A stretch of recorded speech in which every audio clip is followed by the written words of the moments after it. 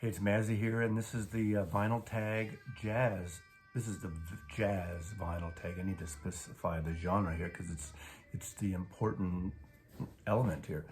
Jazz vinyl tag 2021. This is a new tag put together by Chris Tunes of Man Cave, down up yonder in North Carolina. So Chris is, I'll do a link below to his channel.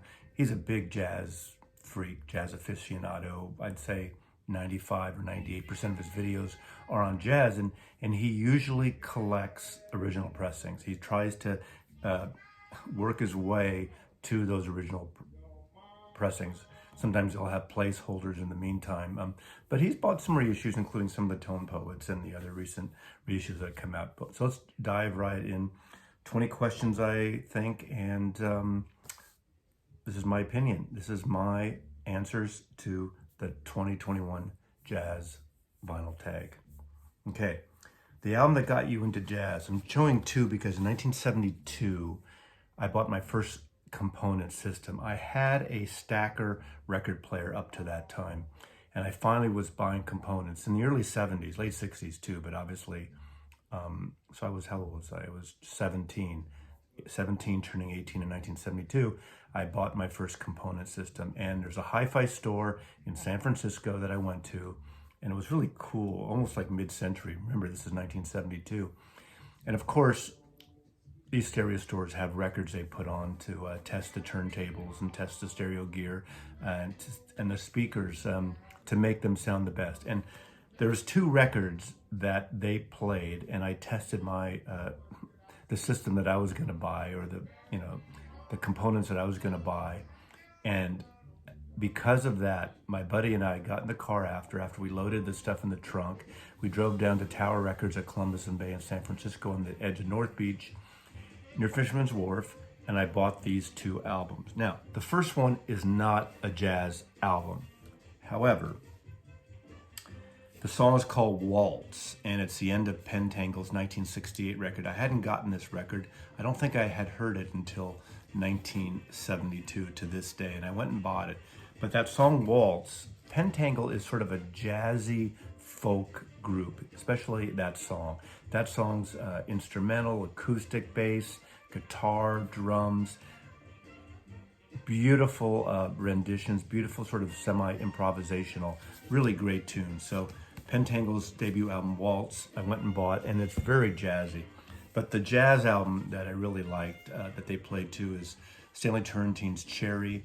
This is Stanley Turrentine with Milt Jackson, and the opening track, Speedball, it just bursts out of the stereo, and it's really great. Of course, I didn't really know about CTI. I had heard about them. I hadn't worked in record stores then, but I'd seen these records with these very slick, I think Pete Turner type of photographs on the cover. Creed Taylor, this was his label, CTI. And they're very, polished jazz records, but I just love the sound of this. Cherry, the album that got me into jazz. The first album you bought, so the first jazz album you bought, 1970, I bought this record. Into 1970, I bought it. I'm not sure what month it came out.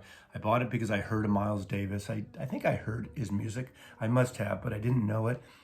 I didn't own any, and I love this cover. Remember, this is the 70s. I bought it in Berkeley, California. This was the perfect record to buy in the East Bay at the time, and I brought it home. I put it on, and frankly, I didn't get it. I didn't like it. It just was, I guess it was too out there for me, and I can't believe now that I didn't like it, but because I was pretty open to a lot of new types of things. So I got rid of it. I either gave it away or returned it, I don't remember. But 3 years later, once I worked in record stores, someone was playing it in the store, and it clicked. It finally clicked. So this is the first jazz record I bought. Miles Davis, 1970, Bitches Brew. A record you own on Blue Note. I owned a lot of Blue Note records, so I could have picked anything, but I wanted to pick something a little different, a little unique. This is a Music Matters Jazz, and I love this friggin' pinky cover. It's Gratian Moncour III, and what's usual about it, the leader is a trombone player. Trombone jazz is few and far between, especially as a leader. And it's got him on trombone, Lee Morgan on trumpet, Jackie McLean on alto sax, Bobby Hutcherson vibes, Bob Cranshaw bass, and Tony Williams on drums. This is a fantastic record. It merges into a little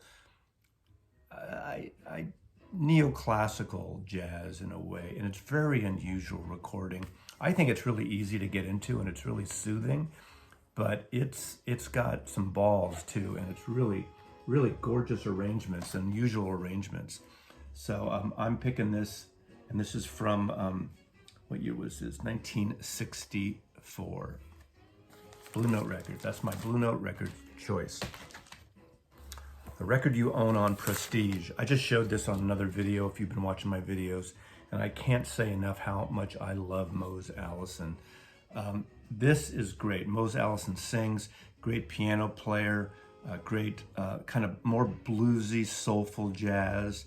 I mean, obviously bluesy songs like Parchment Farm, he rearranged Seventh Son, Eyesight to the Blind. Of course, Pete Townsend was all over this guy, was influenced in songs that The Who recorded, live at Leeds and into Tommy, Eyesight of the Blind being one of them. Parchment Farm is on here. Don't Get Around Much Anymore. Young Man's Blues. Fantastic record. I highly recommend it. This is a mono copy. Oh, no, sorry, this is a stereo copy. I think I have a mono too. And you can find these around, and they're pretty, even if they look bashed up, they're pretty clean. Do we need reissues? I don't know, but it's a great record. Any way you can get this record. It's, if you're a blues fan, maybe more than a jazz fan, even though this is a jazz artist, I highly recommend this. And I saw him a couple times in the 70s. So that's my Prestige album. An album on impulse. You know, you could go through your entire catalog and just pick those orange records. I'm one that does not file all my impulse together. I see a lot of people who are showcasing jazz. You see this big section of orange spines, except for that Coltrane record, which we know is white. But I didn't pick that one, but I figured I can't do a jazz video without showing John Coltrane. So I'm showing Impressions. This is from 1963. It was recorded. Part of this is live, part of it is in the studio, engineered by Rudy Van Gelder, but it's got that great quintet of Coltrane, Eric Dolphy, McCoy Tyner, Reggie Workman, and Elvin Jones. The great John Coltrane quintet. Impressions, it starts with a live track, goes to a studio track, goes to a live track, goes to a studio track. And Impressions, recorded at the Village Vanguard in New York City, club. I saw about 6 shows there in my lifetime so far. But this is a great record. From 1978 to 1980, I worked for ABC Records, which had Impulse. And to my dismay, when I purged, I got rid of a lot of my jazz records that I had gotten at the time, not all of them. And I was fortunate enough to, at that time, you could every month get so many cheap or free records. I think you could buy them at cost. And this was the time that Impulse had those mostly green labels, but they sounded really good. They're not the original that everyone's clamming for now, but I must have got 100 Blue Note, Blue Note, Impulse records at the time. A lot of those I got rid of, and I wish I'd kept them because it was a great time to dive into the catalog in the 70s for me. Impressions, I love this record. John Coltrane, of course, I could have picked many Coltrane records on Impulse and many other jazz records. The next one is a record you own on Riverside Records, and to me, the debut Bill Evans record produced by Orrin Keepnews. Incredible record. I know a lot of people go back and don't like this record as much because he was kind of newer, younger, developing his style, but I think this is a fantastic record produced by Orrin Keepnews. And just love this record, Riverside Records, and that was Orrin Keepnews label. So cool record. Now we go to the West Coast with Contemporary Records, the Contemporary label, jazz label. God, I'm so serious here. I need to listen up. Art Pepper Meets the Rhythm section. This is a swinging record. This is really a good record. This is an upbeat record for the most part. It has Art Pepper, Red Garland on piano, Paul Chambers on bass, and Philly Joe Jones on the drums from 1957. Just got a great sax sound. And I like Art Pepper. He's a great artist, and I don't see a lot of recognition for him here on some of these videos, but highly recommended. Great album to get. Okay, a record you own on a subsidiary or small jazz label. I'm doing a small jazz label, and let me give you a little background here. I'm talking about Inner City Records. Inner City Records, and I'm showing three, and there's a reason for this. First, Bob Dorough. Bob Dorough, this is a 1966 recording, but it wasn't released until the mid to late 70s, 78, 77. I'm not sure exactly what year, maybe 79, on Inner City Records. Bob Doroug's a jazz singer with this great, cool voice. If you know the Miles Davis tune, Merry Christmas, Merry Xmas, he is the vocalist on that. Merry Xmas, do-do-do-do-do-do. Also a lot of, was it ABC Rock on PBS, or what's that TV show? He was like the guy. He was the guy, but that was sort of after my generation. But Bob Dorough, great vocalist. One of the coolest cats around. This is 66, so there's some pop stuff. I think he's one of the first jazz artists that actually covered a rock or a pop, popular song. He covers Don't Think Twice by Bob Dylan. But there's some really cool stuff on here. These two records, Mel Martin and Listen on Inner City Records. This was their first. This is the second. Now, here's the Beatle connection. If those of you who watch my channel know that there's always a Beatle connection somewhere.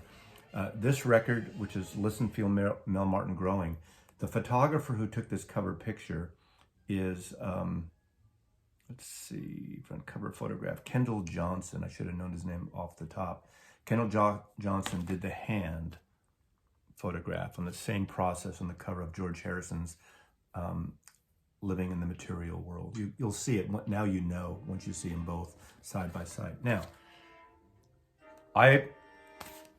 Inner City Records was a label owned by and started by Irv Kratka, who I believe is still alive. He must be pretty old. He must be in his 90s now, in New York City.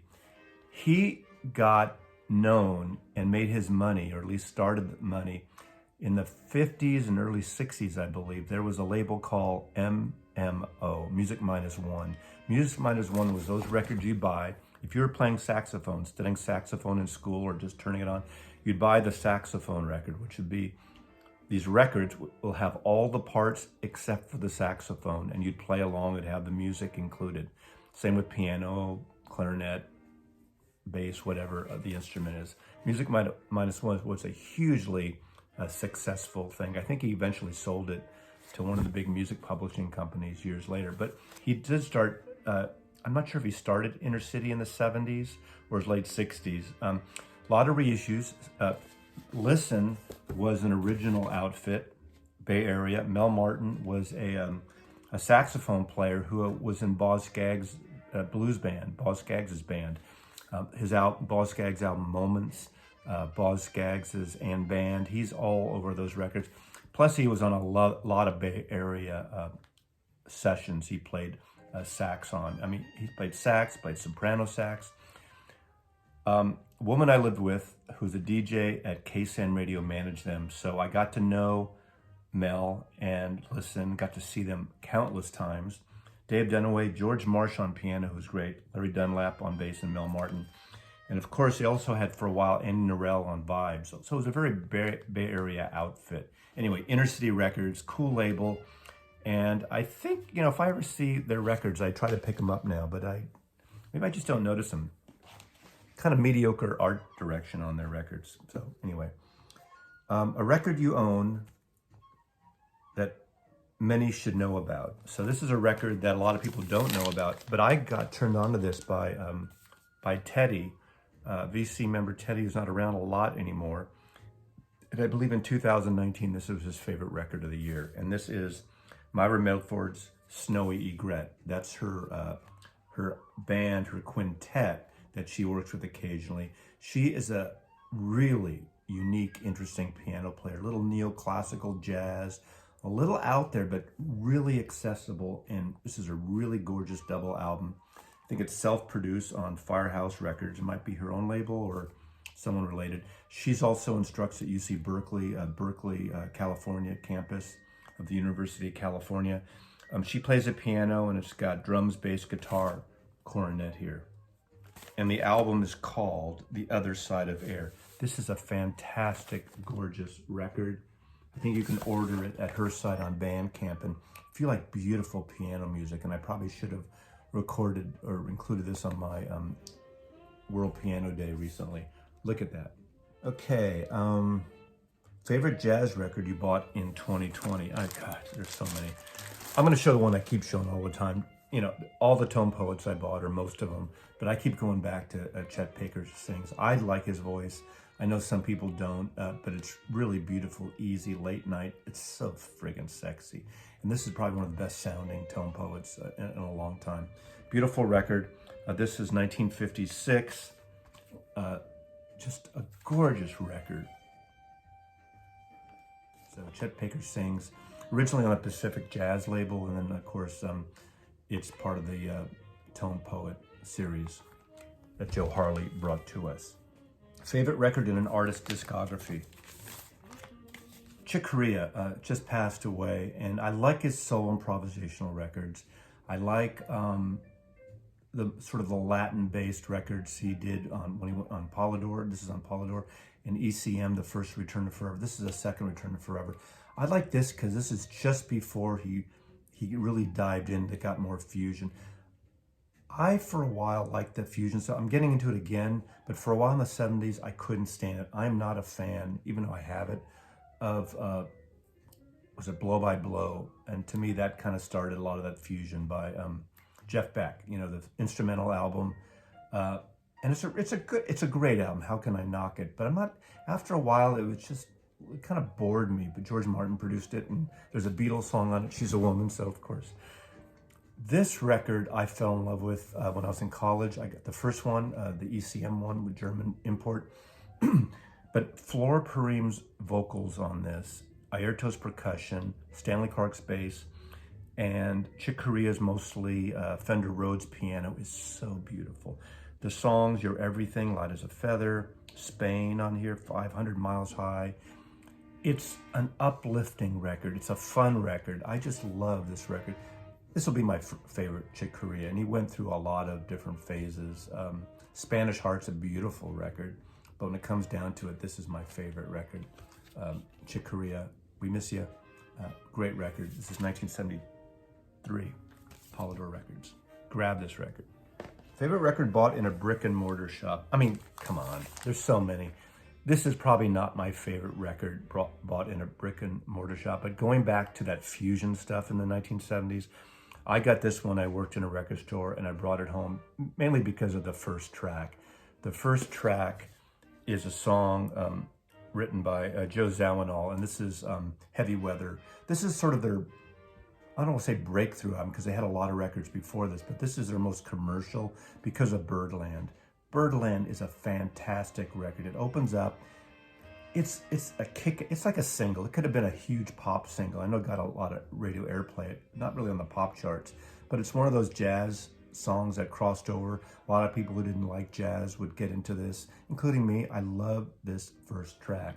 Later, there was a version of Birdland that the Manhattan Transfer, the vocal jazz group, recorded with lyrics by John Hendricks from Lambert, Hendricks, and Ross, the other jazz. Manhattan Transfer sort of emulates the Lambert, Hendricks, and Ross sound of jazz pop vocals. And I love that stuff. And they do a great version of Birdland. So Birdland, again, not the best record I bought in a brick and mortar. There's so many records. I mean, that's my, God, Tower Records, Record Factory, Warehouse Records. A record you bought online. This is a record I kept seeing, I think, on the vinyl community also. This is the Austrian saxophone player, Muriel Grossman, Reverence. I kept missing it. It kept like selling out. Then I did a reprint. It's sort of spiritual, out there, very African in an interesting way, but really a cool record. But this isn't a fantastic record. and I bought it because of seeing it all over the vinyl community online here on YouTube, and I ordered it online. When it finally came back, I think they did a repress on it. A record you found or were gifted. You know, people don't gift me a lot of jazz records because I think I already have it. I know I've got some VCLT, vinyl community people sending me stuff. I'm trying to think, and I couldn't remember. I know Baraka P. Dub, Paul, sent me a jazz record. And right now, off the top, when I was thinking of this, I couldn't remember which title it was, but it was a great title. So, sorry, Paul, I'm not gonna show what you gave me, but one of my photographers I used to represent, his name is David Maisel. Great, used to be somewhat a commercial photographer. He's a fine art photographer, does a lot of great aerials, amazing. And Christmas time one year, he gave me this CD box set. This is so great, so beautiful. I'm a huge fan of Ella Fitzgerald and Duke Ellington. Of course, Duke Ellington can do no wrong. Ella Fitzgerald can do no wrong. And this is the complete Côte d'Azur concerts. Look at this. Again, it's a CD package. Really beautiful live tracks. Colorful, with a gorgeous book of these performances. It's like origami, right?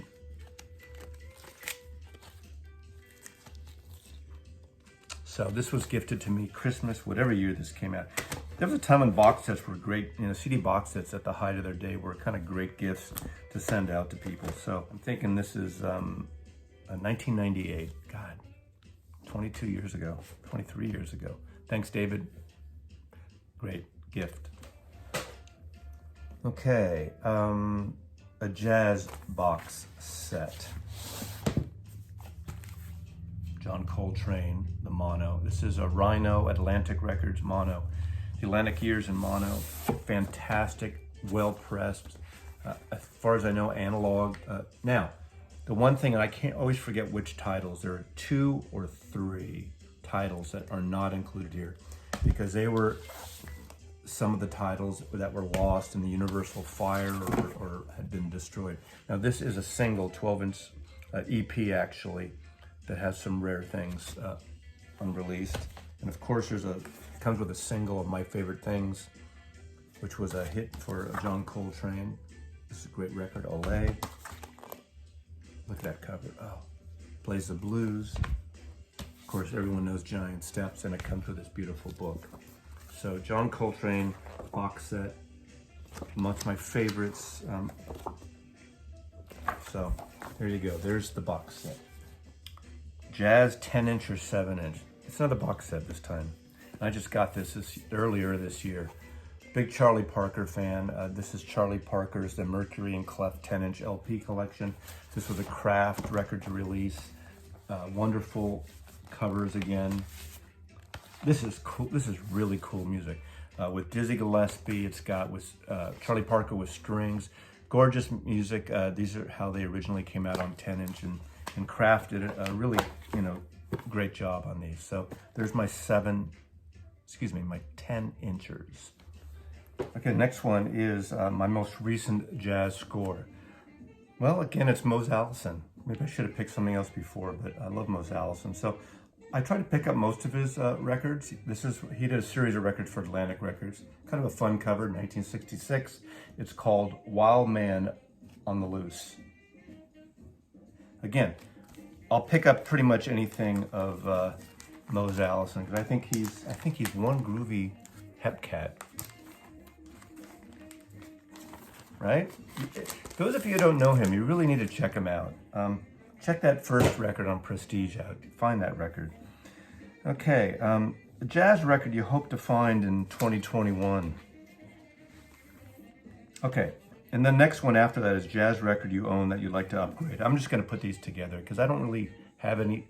I'm never on a search for a jazz record. I don't have this yearning for it. I just did a Miles Davis ranking video, and not that I just discovered it, but I was just reminded that I have a copy of Milestone that is electronically reprocessed for stereo. So I need to find a mono of this, and I know they're out there. I just haven't looked, so it's not a big deal that I can't find one.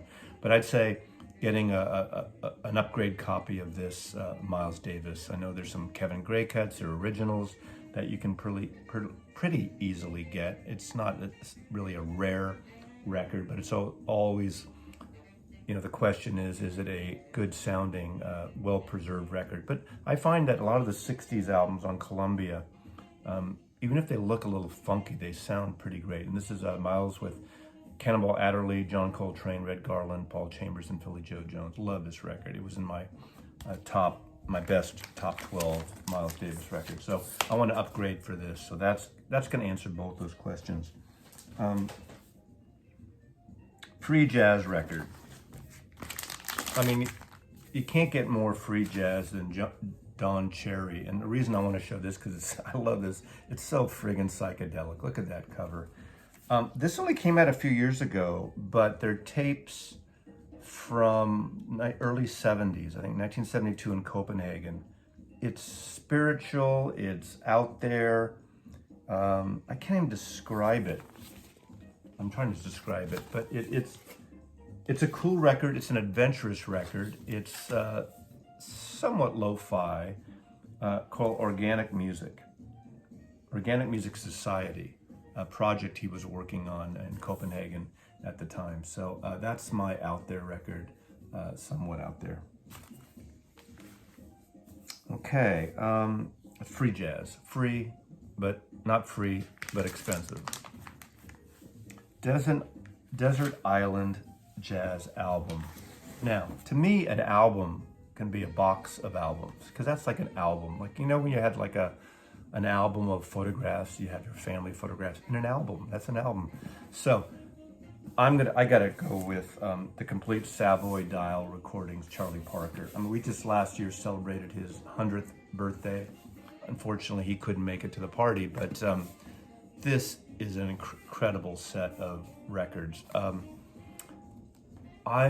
Charlie Parker is my favorite jazz artist, probably him and maybe, well, we'll just leave it at that. The epitome, the king of bebop. I love that music, and I don't see enough of it showcased around here. It's all this, you know, Blue Note this and Blue Note that and Prestige this and Prestige. Let's get some more Charlie Parker, Dizzy Gillespie, Duke Ellington in the mix here. So that's the end of my answers to the Jazz Vinyl Tag 2021. Thanks, Chris. Link below to Chris's channel, and check out these records. They're all fantastic. Mazzy loves you.